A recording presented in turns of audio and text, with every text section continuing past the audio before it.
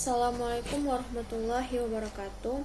Kami dari kelompok 5 akan mempresentasikan hasil diskusi kami untuk mata kuliah Psikologi Kesehatan dengan judul Konsep Sehat dan Sakit. Sebelumnya, izinkan saya untuk memperkenalkan anggota kelompok, yaitu saya Septira Rahmanja, kemudian Eva Diadara, Feby Tiffany Putri, Afika Sri Hardianti, dan Dwika Anggriani. Topik yang akan kami sampaikan ialah: pertama, perspektif biopsikososial terhadap sehat dan sakit. 2.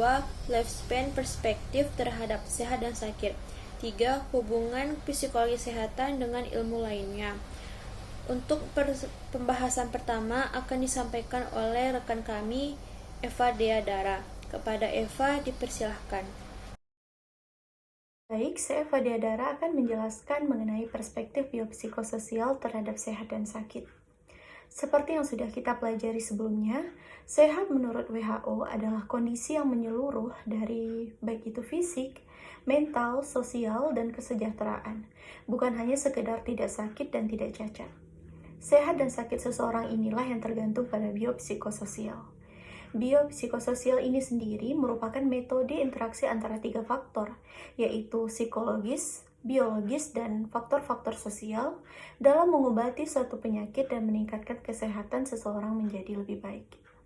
Biologis di sana yang dimaksud adalah fisik dari seseorang tersebut, sedangkan psikologis merupakan mental dan sosial itu adalah lingkungan di sekitarnya. Jadi, menurut perspektif ini, definisi orang yang sehat adalah orang yang baik secara biologis. Tetapi tidak cukup hanya biologis saja, melainkan juga harus sehat secara psikologis dan sosialnya.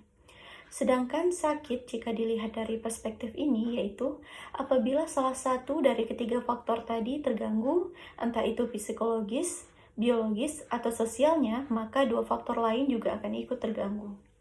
Karena dalam biopsikososial, ketiga faktor tersebut saling tumpang tindih untuk menentukan kesehatan seseorang secara keseluruhan, seperti pada gambar. Salah satu contoh dalam kehidupan sehari-hari mengenai hubungan ketiga faktor ini adalah misalnya orang yang depresi. Depresinya sendiri mungkin tidak menyebabkan masalah penyakit seperti penyakit hati, penyakit ginjal, atau sebagainya. Tetapi dengan depresi, seseorang mungkin lebih cenderung melakukan perbuatan negatif atau perbuatan tidak baik untuk dirinya sendiri.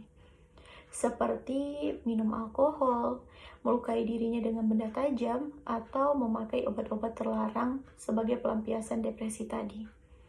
Hal ini tentu dapat memicu kerusakan-kerusakan pada organ orang tersebut dan mungkin akan mengarah kepada penyakit-penyakit yang berbahaya. Dan selain kedua faktor tadi, lingkungan juga berpengaruh. Lingkungan sosial juga dapat memperparah depresi seseorang, apalagi jika tidak adanya kepedulian dari lingkungan sekitarnya. Misalnya orang tua yang selalu menyalahkan dia, teman-teman yang mengolok-ngolok dia gila, dan sebagainya. Ini dapat memperparah depresi orang tersebut. Dan biasanya orang yang depresi ini tidak dapat atau mendapatkan kesulitan dalam berinteraksi dengan orang lain. Materi selanjutnya akan dijelaskan oleh teman saya, Dwika. Kedua, perspektif lifespan mengenai sehat dan sakit. Perspektif lifespan atau rentang hidup terhadap sehat dan sakit dapat dilihat dari perubahan atau perkembangan, baik dari biologis, psikologis, maupun sosial yang terjadi pada setiap individu selama masa hidupnya atau berlangsung selama hidup. Kenapa dapat dikatakan seumur hidup? Karena perubahan atau perkembangan yang terjadi dalam kehidupan dapat dipengaruhi dari pengalaman atau kejadian-kejadian yang terjadi sebelumnya dan akan mempengaruhi kejadian yang akan datang selama kehidupannya. Dalam teori lifespan yang dikemukakan oleh Erik Erikson, menjelaskan bahwa perkembangan rentang kehidupan setiap individu akan melalui beberapa tahap, mulai dari masa kanak-kanak sampai lanjut usia. Misalnya dalam biologis, dapat terjadi perubahan pada fisik individu, seperti hampir semua fisik masa remaja meningkat dan dapat melakukan berbagai aktivitas, dan akan menurun ketika di usia tuanya nanti.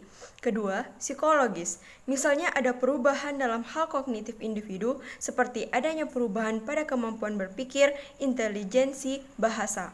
Di sini perlu memahami bahwa perilaku dapat mempengaruhi kesehatan individu. Ketiga, sosial. Adanya perubahan pada hubungan individu dengan individu lainnya, seperti semakin banyak individu melakukan interaksi, maka semakin banyak pula pengetahuan yang akan didapatkan.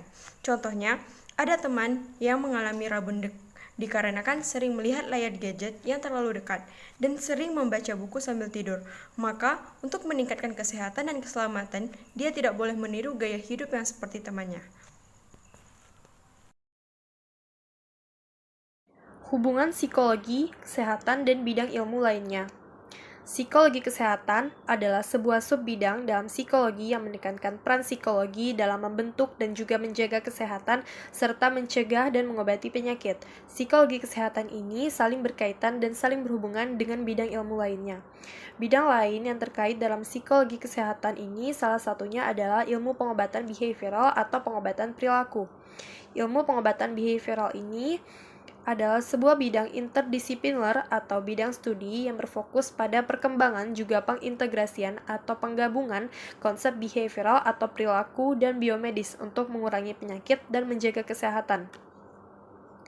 Behavioral ini atau perilaku ini lebih banyak melihat perilaku di alam yang bertentangan dengan medis, seperti merokok, gaya hidup yang tidak terlalu banyak bergerak, gangguan penggunaan alkohol, atau gangguan penggunaan zat lainnya. Pengobatan behavioral ini atau pengobatan perilaku ini banyak menggunakan model biopsikososial untuk mendeteksi suatu penyakit, di mana menggabungkan 3 elemen, yaitu elemen biologi, psikologi, dan sosial. Psikologi kesehatan juga berkaitan dengan bidang-bidang ilmu lainnya, seperti ilmu sosiologi, antropologi, politik, ilmu komunikasi, ilmu biologi, ilmu pendidikan, filsafat, dan sebagainya. Apa hubungan psikologi kesehatan dengan sosiologi, yaitu ilmu yang mempelajari tentang perilaku antar individu dan antar kelompok dalam perilaku sosial?